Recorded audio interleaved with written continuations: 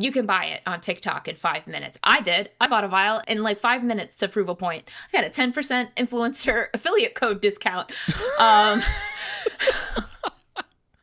And you actually bought this. And so this is something anybody can be doing on TikTok. It's something anybody can do on TikTok. You'll find influencers going like, here's how you reconstitute Retta.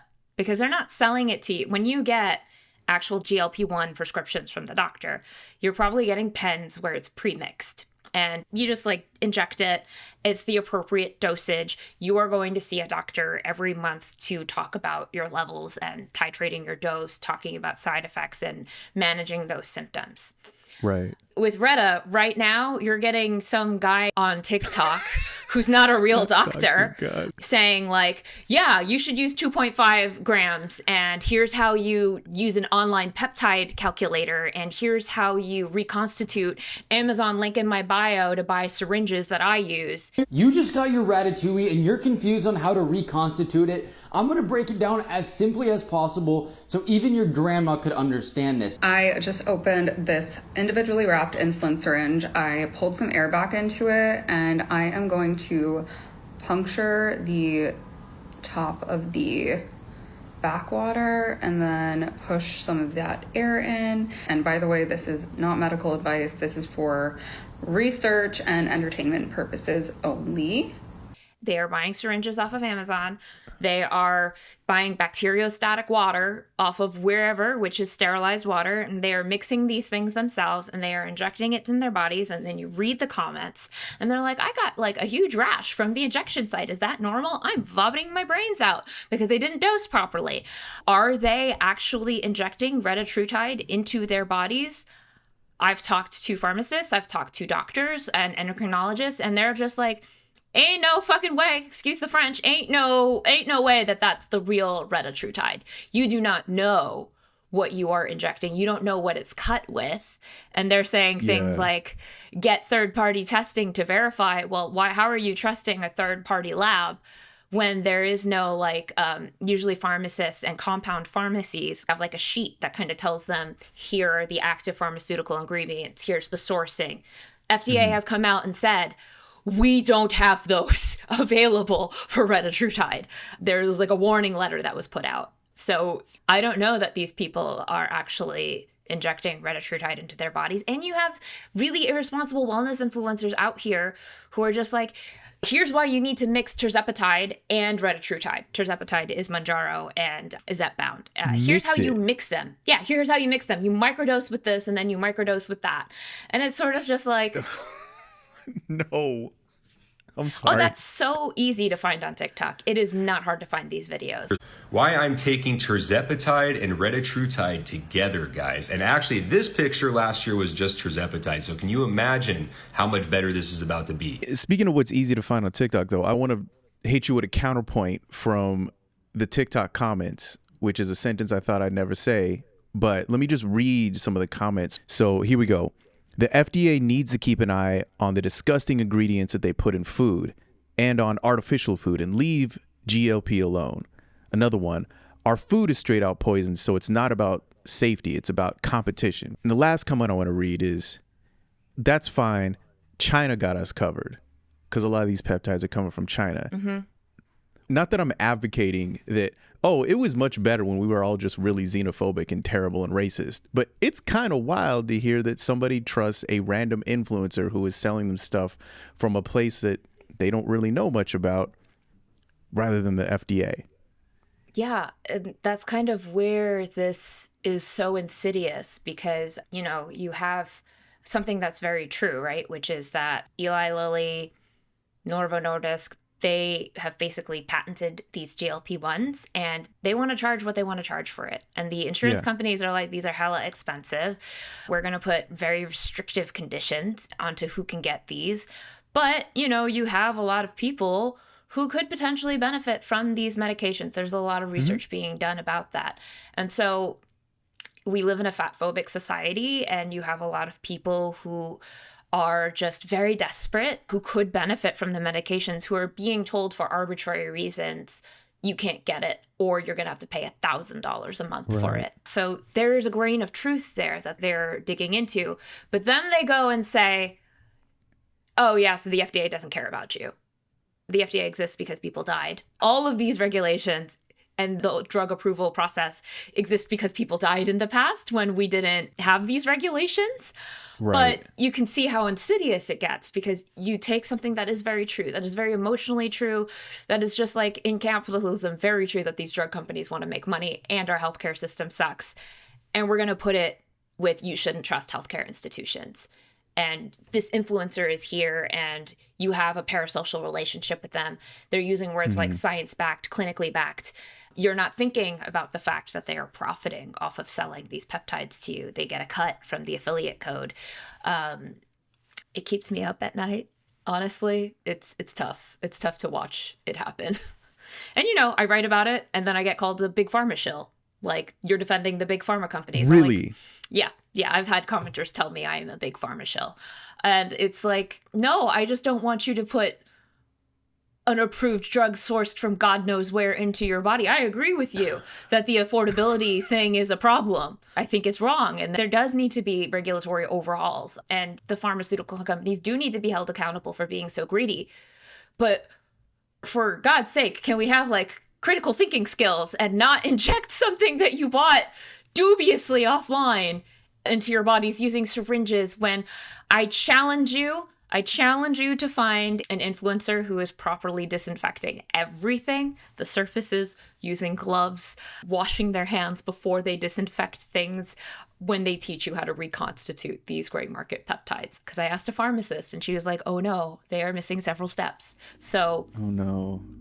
Yeah. Okay, we should probably acknowledge why this wellness Wild West exists in the first place. Part of it, in the US at least, is the high cost of healthcare. If you're worried about being able to afford to see a doctor, you might also want to look for an alternative. There is also another factor here. People want to be liked, and there is money to be made in telling people that we would like them more if they just looked a little younger, or a little thinner, or a little prettier. And I think we don't talk about it a lot because regardless, if you lose weight for whatever reason, people will praise you. So you could have lost weight through very toxic behaviors, but many people in your life, meaning well, will say, great job, keep it going. So just to be clear here, influencers aren't just recommending weird injectables to their followers. One trend is based on actual, tested, legitimate medical technology. It's just that technology isn't really meant for consumer use. So I'm talking here about a continuous glucose monitor, or CGM. So these are small devices that are inserted under the skin, and they're originally developed for people with diabetes to monitor their glucose levels. But now you can just buy these things over the counter. And wellness influencers are encouraging people to use them to track their metabolism. There's influencers who will tell you that you have to optimize your metabolism. One of them being potential Surgeon General candidate Casey Means, who co-founded a CGM company and has a book called Good Energy about metabolic dysfunction being the root cause of everything in your life. What's really important for people to realize is that metabolism is actually the foundation of all health. It is the core foundational pathway that drives all other aspects of health. And so one thing that the glucose monitor does for us is just give us more awareness and agency into like what the trends of our glucose are over time, as opposed to a literally one data point snapshot once a year in the doctor's office, which is what the majority of us are used to. So, they are saying like, oh, if you're an athlete, you could use a CGM. Or if you're trying to lose weight, there are weight loss CGM startups that are like, oh, this is the easiest way for you to lose weight is to monitor everything you eat and see how it spikes your glucose. I want to share with you some of my worst offenders, my worst glucose offenders. Calm, the magnesium drink, I drink that every single night. It spiked my glucose significantly. Also, what spiked my glucose? My melatonin got... And then, you kind of fall into this mental trap of wanting your glucose to stay within this range when it's perfectly normal. I have talked to many endocrinologists and diabetic experts who are like, it's perfectly natural and normal for your blood glucose to spike above that level and then it'll fall back down into the normal level. But you have influencers out here who are kind of gamifying staying within a specific range at all time. And is that useful? I don't know that that's useful. Like, I've used them. I found out that I had fatty liver disease through the use of one, but not before I got really scared that I was diabetic because my results were not looking the way that they should. And it took me, I want to say, about a year and a half and Oh, a very wow. long time. So, did I have a positive experience from using a CGM and testing them through my job? I think the experience was really mixed because it Hmm. made food eating very contentious for a while for me. What do you mean? I'd be at Thanksgiving and I'd be like, oh, can I eat that in this order? Or will it spike my glucose? That's very kind of borderline disordered eating thoughts. It's not the end of the world if your glucose spikes. Like, I know all of this stuff already. That doesn't mean I wasn't prone to falling into those mental traps if I was using it too often. You know, I recently interviewed a philosopher who studies games and also gamification. And this optimization thing comes right into that because, say, even not as far as, glucose monitoring, let's say just weight loss tracking, sticking to macros or, calorie counting can be productive for some people, but it can also get you into a point where you're not enjoying anything you're eating, or where you're just literally like eating pizza or eating prepackaged food because you know the exact calories that are in it, because you're starting to focus only on the numbers. And this is something that I find really interesting about the wearable tech that you talk about so much and that you cover, is that there's a way in which we've kind of been sold the idea that the more you track, the better it is. What's measured gets managed, right? Yeah. Sure. That's not untrue. But there's a way in which it can kind of make you sick in another Oh, way. Maybe mentally. incredibly. You dig what I'm saying? Oh, Yeah. health anxiety and wearables, it is the dark side of it. There was a study done and they found that this elderly woman did like 900 EKG readings in a year because she got so scared. And that's more than one a day, right? I think about that study all the time because I actually write about it quite often at The Verge, where I say I have mandatory wearable breaks if I find myself getting too into streaks. If I find myself falling into these habits of perfectionism, like, I will take a break. I'll talk to my editors and be like, I'm going to focus on a different type of product for a little bit because it's impacting my mental health that way. And I have found those techniques for like 10 years of covering this space.